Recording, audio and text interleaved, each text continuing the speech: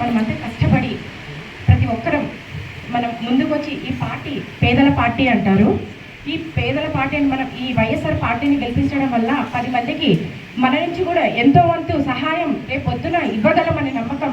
Party గెలవడం అయితేనే మనం ఏదో ఒకటి చేయగలం. లేకపోతే మనం ఇలానే ఎన్నాలని ఈ పోరాటానికి ఇప్పుడు ధనవంతునికి పేదవానికి పోరాటం అనేది ఉంది. కానీ ఎప్పటికే కానీ మనకి ధర్మమే గెలుస్తుందని అనుకుంటున్నాను.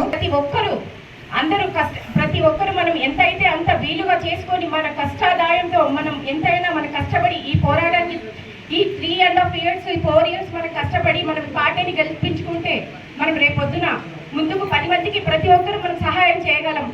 మనకంటూ నమ్మకాలు ఎంతో మంది ఉంటారు. మన నుంచి ఒక 10 మందికైనా మనం సహాయం చేస్తే ఆ రోజు మనం ఉండి కూడా గుర్తింపు ఉంటుంది. దానికోసమే ఈ పోరాటానికి నేను ముందుకు వచ్చాను. ఇక్కడ వచ్చి ఈ పార్టీలో ఉన్నాను. అందరం కష్టపడ్డాను.